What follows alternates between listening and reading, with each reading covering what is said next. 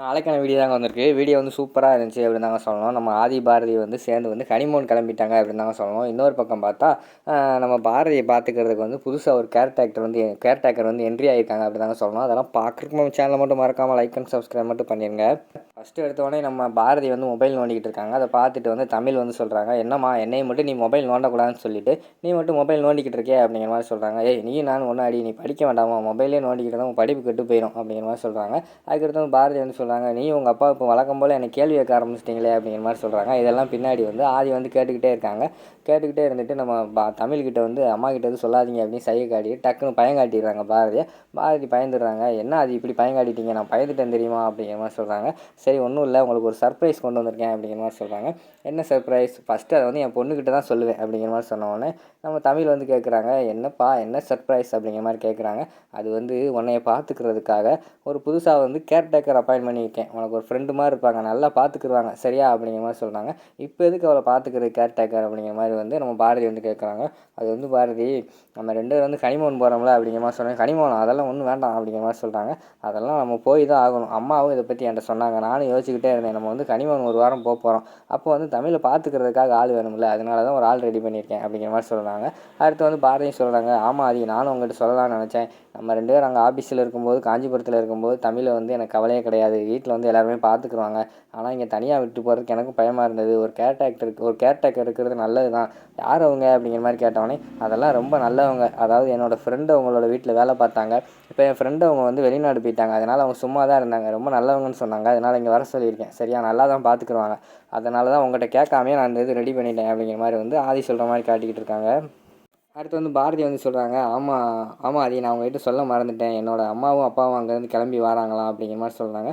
ஆமாம் பாரதி, நானும் அவங்கள பார்க்க போகணும்னு நினச்சேன், அவங்களே இங்கே வராங்களா, சூப்பர் சூப்பர் அப்படின்னு சொல்லிட்டு எனக்கு ஒரு முக்கியமான வேலை இருக்குது, நான் வெளியில் போயிட்டு வந்துடுறேன்னு சொல்லிட்டு அந்த இடத்துல இருந்து நம்ம ஆதி வந்து வெளியில் போயிடுறாரு. அதுக்கடுத்து வந்து கோவத்தோடு வராங்க, நம்ம அறிவு ஸ்வேதாலாம் கோவத்தோடு வர்ற மாதிரி காட்டுறாங்க.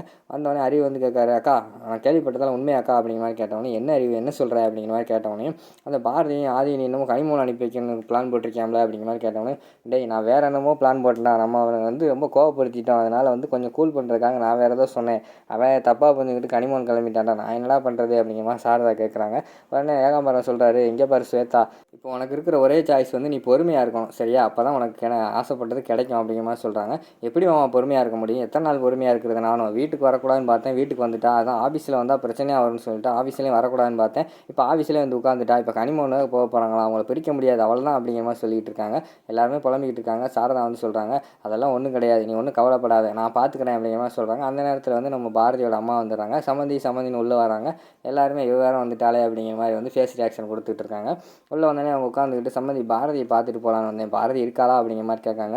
பாரதி வேலைக்கு போயிட்டான்னு நினைக்கிறேன் சம்மந்தி அப்படிங்கிற மாதிரி சொன்னோடனே, பாரதி வேலைக்கெல்லாம் போகிறாளா அப்படிங்கிற மாதிரி வந்து அவங்க கேட்குறாங்க. ஆமாம் தெரியாதா, அவங்க என்னமோ இங்கே சொந்த காலை தான் நிற்பேன் அப்படி இப்படின்னு சொல்லிட்டு வேலைக்கு போய்கிட்டு இருக்காங்க அப்படிங்கிற மாதிரி வந்து நம்ம அறிவு சொல்கிற மாதிரி காட்டுறாங்க.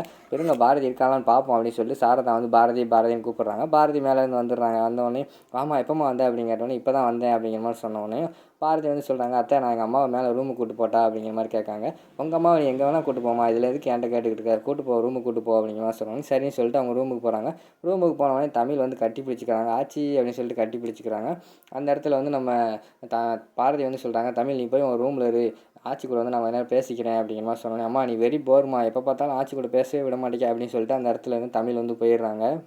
அடுத்து வந்து நம்ம பாரதியோட அம்மா வந்து சொல்ல ஆரம்பிக்காங்க, ஊரில் ரொம்ப பிரச்சனைடி அப்படின்னு சொல்லிட்டு அழுக ஆரம்பிச்சிடுறாங்க. என்னம்மா என்னாச்சு அப்படிங்கிற மாதிரி கேட்டவொடனே, ஆல்ரெடி உன்னோட படிப்புக்காக நான் கடன் வாங்கியிருந்தேன்ல, அந்த கடன் கொடுத்தவர் வந்து ஆல்ரெடி பிரச்சனை பண்ணார்ல அப்படிங்கிற மாதிரி சொல்கிறாங்க. ஆமாம்மா அதுதான் ஆதி வந்து காசு கொடுத்து அந்த பிரச்சனையை தீர்த்து வச்சுட்டார்லம்மா அப்படிங்கிற மாதிரி சொன்னோன்னே, அப்படி தானே நானும் நினச்சோம், அவன் திருப்பி போய் அந்த பத்திரத்தெல்லாம் நான் கிழிச்சு போட்டேன்னு சொன்னால, அவன் கிழிச்சே போடலை, இப்போ அவன் தம்பியான் புதுசாக யாரும் வந்திருக்கான், அவன் வந்து திருப்பி பணம் கேட்குறாண்டி, ஒரு வாரம் தான் டைம் கொடுத்துருக்கான், அந்த டயத்துக்குள்ளே நீங்கள் வந்து கரெக்டாக காசை கட்டலைன்னா அந்த வீட்டில் இருக்க முடியாது, வீட்டை காலி பண்ணுங்கன்னு சொல்கிறான், வக்கீலெல்லாம் கூப்பிட்டு வந்து நோட்டீஸ் எல்லாம் கொடுக்காண்டி எனக்கு ரொம்ப பயமாக இருக்குது, இப்போ கூட உங்கள் அப்பா கூட அங்கே தான் போயிருக்காரு, யார்கிட்ட காசு கேட்டு பார்ப்போன்னு சொல்லியிருக்காரு, அதான் உன்கிட்ட எதுவும் காசு கிடைக்குமான்னு கேட்க வந்தேன் அப்படிங்கிற மாதிரி சொன்னோடனே அம்மா என்னோடய சூழ்நிலையும் கொஞ்சம் புரிஞ்சுக்கோமா, வீட்டில் வேறு நிறைய பிரச்சனை. நான் வந்து ஆதியை கல்யாணம் பண்ணிட்டு வந்ததே வந்து காசுக்காக தான் அப்படி சொல்லிட்டு எல்லாருமே பிளான் போட்டு என்னைய ஓரம் கட்டிக்கிட்டு இருக்காங்க. இந்த நேரத்தில் நான் காசு கட்டினா அது நல்லாவா இருக்கும்?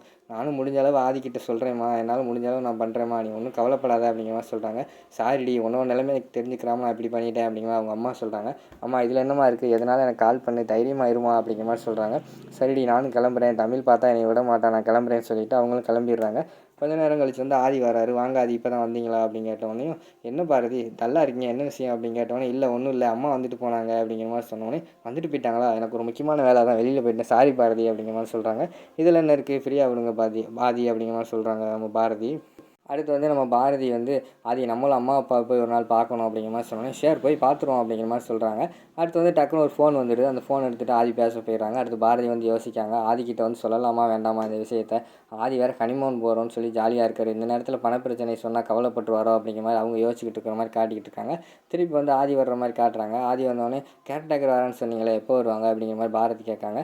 சீக்கிரமாக வந்துடுவாங்க, அவங்க வந்து நல்லா பார்த்துக்கிற போகிறாங்க அப்படிங்கிற மாதிரி வந்து ஆதி சொல்லிக்கிட்டு இருக்க மாதிரி காட்டுறாங்க. டக்குன்னு ஒரு ஆட்டோ வந்து என்ட்ரி ஆகிற மாதிரி காட்டுறாங்க. ஆட்டோக்குள்ளேருந்து ஒரு மஞ்சள் பையை கட்டிக்கிட்டு ஒரு ஆள் வந்து என்ட்ரி கொடுக்குற மாதிரி காட்டுறாங்க. அதுதான் அந்த கேர்டேக்கர். அதோட பார்த்தீங்கன்னா அந்த எபிசோட வந்து முடிச்சிடுறாங்க.